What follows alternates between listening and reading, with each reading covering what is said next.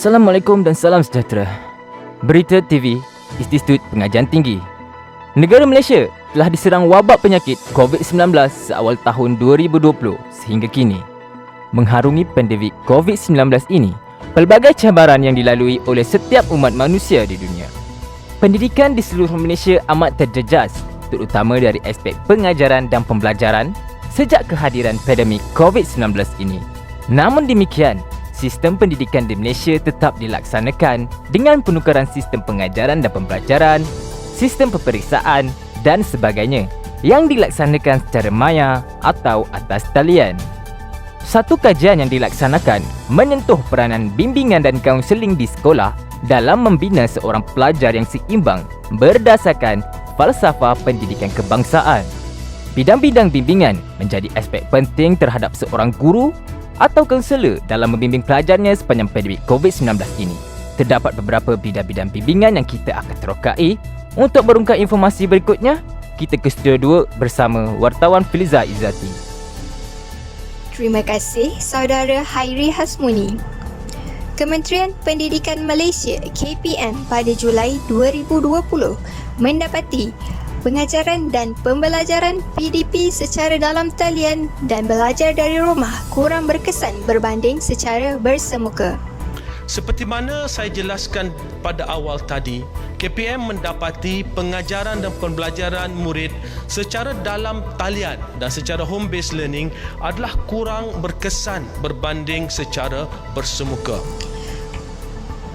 Hasil dari beberapa kajian di peringkat tinggi juga mendapati bahawa penukaran sistem pengajaran dan pembelajaran secara atas talian ini memberikan kemerosotan terhadap akademi pelajar. Oleh demikian, pihak bimbingan dan kaunseling setiap sekolah di Malaysia mengambil serius terhadap perkembangan ini selaras dengan bidang-bidang bimbingan iaitu proses bimbingan pelajaran. Bimbingan pelajaran merupakan proses membantu pelajar yang mempunyai masalah di dalam pembelajaran dan berusaha untuk mengubah pelajar tersebut agar mencapai tahap pembelajaran selaras dengan kemampuan pelajar tersebut. Tujuan bimbingan pelajaran ini dilakukan adalah untuk mengembangkan sikap dan kebiasaan dalam diri pelajar untuk menyelesaikan sesuatu kerja serta mengembangkan keterampilan pelajar. Prinsip yang diutamakan di dalam bimbingan pelajaran ialah belajar merupakan salah satu cara meningkatkan diri sendiri dan belajar ialah sesuatu perkara yang perlu dilakukan sepanjang hidup.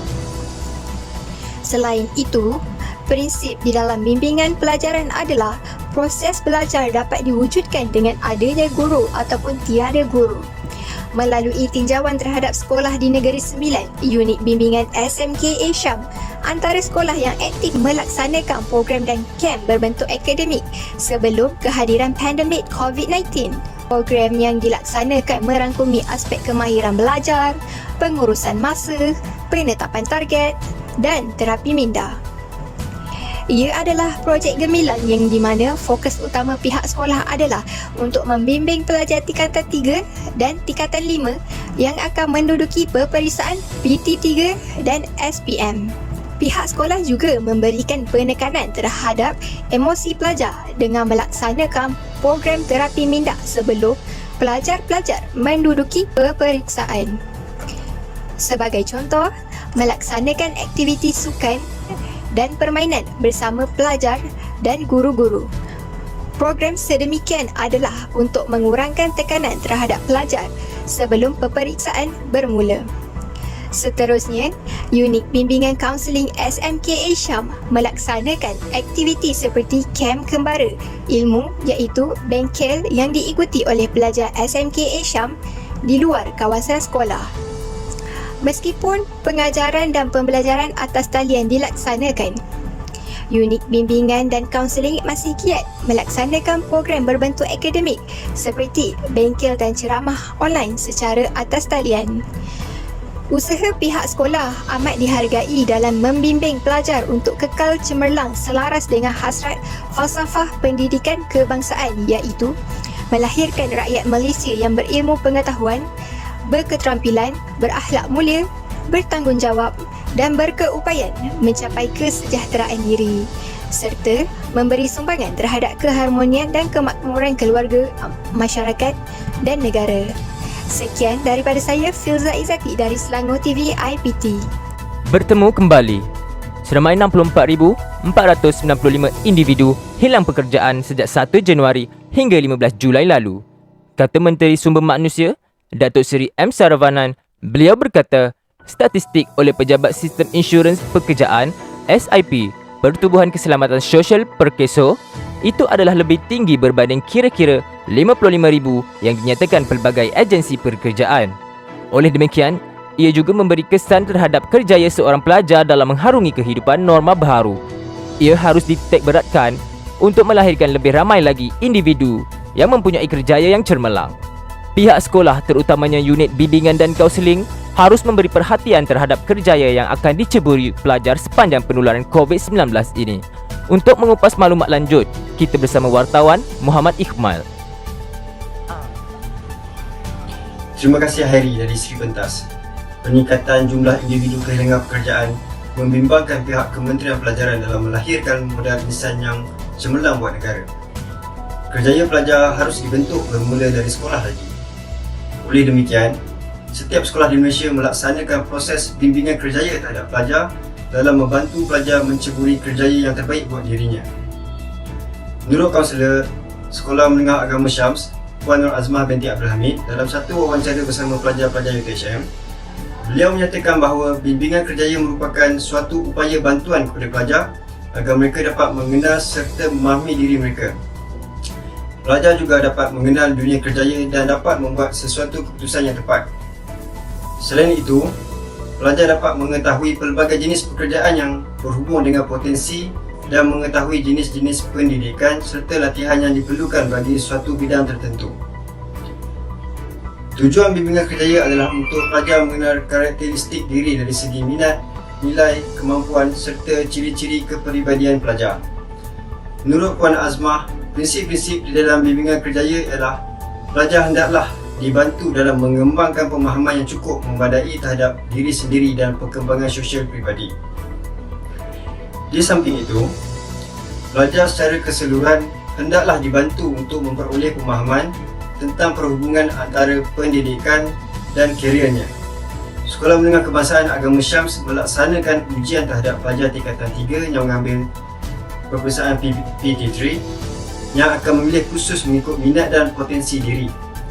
Seterusnya, pihak sekolah SMKA Syams melaksanakan ceramah hala 7 yang disampaikan oleh alumni dan beberapa kerjaya yang popular untuk memberi pendedahan kepada pelajar mengenai bidang kerjaya yang bakal mereka ceburi. Unit Bimbingan dan Kaunseling sekolah juga melaksanakan edaran kerjaya kepada pelajar dengan kerjasama IPTA dan IPTS. Meskipun dikekang oleh penularan COVID-19, Unit Bimbingan dan Kaunseling di Sekolah Menengah Kebangsaan Agama Syams masih giat melaksanakan aktiviti seperti edaran kerjaya dan ceramah hala 7 melalui atas talian bagi memastikan pelajar dibekalkan dengan pengetahuan mengenai kerjaya dan memilih bidang kerjaya yang sesuai. Menurut Puan Azmah lagi, terdapat beberapa teori kerjaya yang diaplikasi dalam melaksanakan proses bimbingan kerjaya. Teori kerjaya yang telah digunakan oleh pihak beliau ialah teori Holland. Teori pemilihan kerjaya Holland menekankan kepada trait personality dan banyak dipengaruhi oleh trait dan faktor sebelum ini. Pada awalnya, teori ini merupakan teori pendekatan struktur yang lebih menekankan aspek keselarasan antara persekitaran dan personality. Tetapi teori ini juga telah diperkembang dalam aspek bagaimana personality terbentuk dan berkembang. Teori ini dibentuk berasaskan andaian bahawa minat vokasional adalah satu daripada aspek personality, dan oleh yang demikian, deskripsi tentang minat individu juga menggambarkan personality seseorang. Trait-trait personality biasanya dikenal pasti melalui kecenderungan terhadap mata pelajaran sekolah, aktiviti-aktiviti rekreasi, hobi dan kerja, sementara minat vokasional boleh digambarkan sebagai ekspresi personality. Para pelajar dikategorikan melalui salah satu daripada 6 kategori personality, iaitu realistik, investigatif, artistik, sosial, enterprising dan konvensional. Puan Nur Azmah berpendapat bahawa pendidikan vokasional merupakan satu laluan yang baik untuk pelajar bagi menceburi alam pekerjaan. Seterusnya, beliau akan merujuk SDS atau Ujian Minat Kerjaya terhadap pelajar di Sekolah Menengah Kebangsaan Agama Syams kerana sekiranya pelajar lebih ke arah elemen realistik, beliau akan mendorong mereka untuk memilih bidang-bidang teknikal. Tambahan pula, Sekolah Menengah Kebangsaan Agama Syams adalah sebuah sekolah yang tidak mempunyai pelajar yang lemah dari segi akademik kerana ianya merupakan sebuah sekolah kluster. Hal ini sedikit sebanyak memudahkan lagi pihak pengajar dan sekolah untuk mengurus akademik pelajar-pelajar di sekolah tersebut. Di samping itu, menurut beliau lagi, sebagai seorang kaunselor, jika terdapat murid yang lebih cenderung atau minat kerjaya mereka terhadap kemahiran dan vokasional, mereka akan menggalakkan pelajar tersebut untuk menceburi bidang teknikal. Dalam konteks ini, macam pada kini peluang pekerjaan terbuka luas kepada bidang teknikal sekaligus dapat mengurangkan masalah pengangguran di negara Malaysia ini. Puan Nur Azmah juga menekankan bahawa beliau akan berpandukan kepada ujian minat kerjaya terhadap pelajar-pelajar agar tidak tersalah langkah dalam memilih kerjaya pada suatu hari nanti. Bimbingan kerjaya amat penting dalam melahirkan seorang pelajar yang berkualiti tinggi dan modal insan yang seimbang serta cemerlang. Sekian dari saya, Zarul Iqmal, Farid Raja, TV UTHM. Bertemu kembali. Sebanyak 638 kes bunuh diri dilaporkan berlaku di negara ini sekitar Januari hingga Julai tahun ini. Ia peningkatan 143% berbanding tempoh masa sama tahun lalu. Ketua Pengarah Kesihatan Tan Sri Dr. Nur Hisham Abdullah, beliau berkata berdasarkan laporan daripada Polis Diraja Malaysia, jumlah itu meningkat 1.4 kali ganda berbanding 262 kes sahaja tahun lalu. Kes bunuh diri ini meningkat saban hari dan ia mula meningkat dengan mendadak sejak kehadiran pandemik COVID-19. Menurut pakar psikoteri Dr. Nurul Azrin Hashim, pakar psikoteri UPSC, beliau menyatakan bahawa seorang individu yang bunuh diri itu mempunyai faktor yang mendesak mereka untuk bunuh diri, seperti masalah kewangan, masalah rumah tangga, penderaan dan sebagainya. Tahap kemurungan yang tinggi dan tekanan diri mendesak seseorang itu untuk bunuh diri. Keadaan ini menggusarkan ramai pihak dan pelbagai inisiatif yang dilaksanakan terutamanya dalam aspek pendidikan serta bimbingan dan kaunseling. Keadaan ini kerana pelajar sekolah turut terkena tempias oleh kerana pandemik COVID-19 ini. Dalam konteks ini, kita ingin menerokai bimbingan peribadi dan sosial di sekolah-sekolah di Malaysia. Untuk maklumat lanjut, kita bersama wartawan Muhammad Hidayat di atas talian.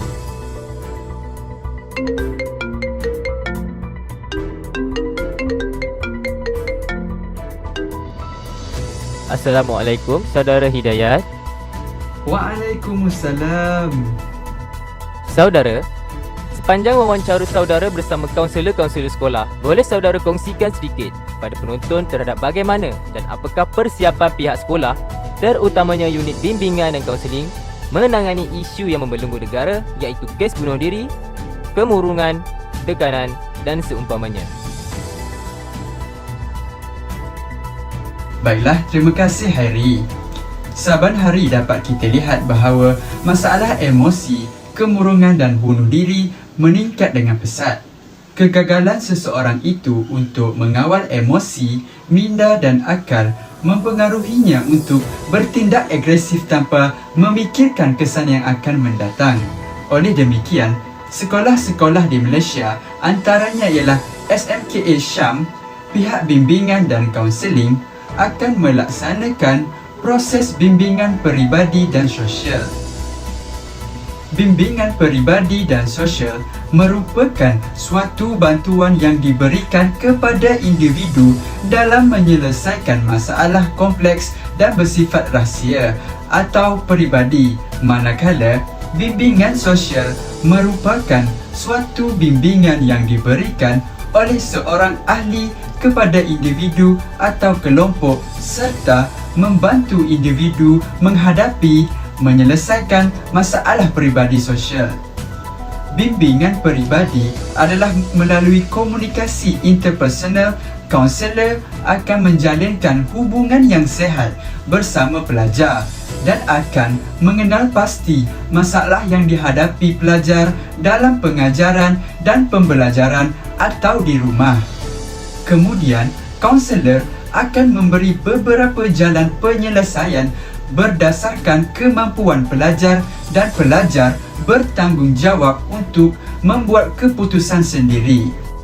Saudara, sepanjang wawancara saudara bersama kaunselor-kaunselor sekolah, boleh saudara kongsikan sedikit pada penonton terhadap bagaimana dan apakah persiapan pihak sekolah, terutamanya unit bimbingan dan kaunseling, menangani isu yang membelenggu negara iaitu kes bunuh diri, kemurungan, tekanan dan seumpamanya. Menurut wawancara yang saya laksanakan terhadap seorang kaunselor dari SMKA Syams, mendapati bahawa masalah peribadi serta sosial telah ditangani oleh kaunselor SMK Syams iaitu Puan Nur Azmah binti Abdul Hamid dengan mengadakan sesi kaunseling secara komunikasi interpersonal bersama pelajar sebelum pandemik dan menyediakan borang soal selidik bagi mengenal pasti pelajar yang menghadapi masalah tersebut. Namun, mengharungi norma baharu ini, Kementerian Pelajaran Malaysia telah mengarahkan semua kaunselor melaksanakan inventari minda sihat yang merangkumi soalan dari segi kebimbangan dan juga kemurungan. Hasil daripada saringan kaunselor akan berhubung dengan panggilan, telefon atau video call untuk mengenal pasti masalah. Seterusnya, beliau telah mengatur program sewaktu pandemik seperti program menangani kebimbangan dan kemurungan bagi setiap tingkatan. Program ini dilaksanakan bertujuan untuk beliau membuat ujian minda sihat sekali lagi jika didapati pelajar mempunyai masalah kemurungan dan kebimbangan yang tinggi, maka beliau akan menghubungi ibu bapa pelajar tersebut dan juga menghantar ke klinik kesihatan untuk mendapatkan rawatan dan untuk menilai semula. Dalam konteks ini, jika klinik kesihatan mengesan pelajar yang mempunyai masalah kebimbangan dan kemurungan yang tinggi, maka pelajar akan dihantar bertemu dengan pakar psikiatri. Beliau juga berpendapat semua kaunselor perlulah menambahkan ilmu pengetahuan tentang masalah kebimbangan dan kemurungan kerana masalah ini sangat serius sejak dahulu lagi. Malah, beliau juga sendiri telah mengikuti kursus mempelajari teknik menangani kebimbangan dan kemurungan. Tambah-tambah lagi, sekolah sudah berlangsung secara bersemuka, maka kaunselor boleh melakukan sesi kaunseling secara face-to-face mengikut tata tertib dan SOP. Selain ujian minda sihat, beliau menggunakan ujian DRAS iaitu Depression, Anxiety, Stress Scale. Baiklah, terima kasih Saudara Hidayat di atas perkongsian mengenai bidang bimbingan peribadi dan sosial. Bimbingan dan kaunseling memainkan aspek yang penting dalam melahirkan anak Malaysia yang seimbang. Perkhidmatan ini merujuk kepada bidang-bidang bimbingan yang menawarkan program-program pada pelajar dalam membimbing potensi pelajar. Segmen itu tadi mengakhiri buletin kita pada hari ini.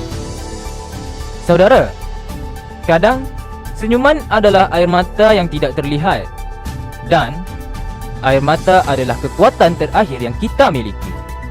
Fikir-fikirkanlah. Hairi Hasmuni, TVIPT.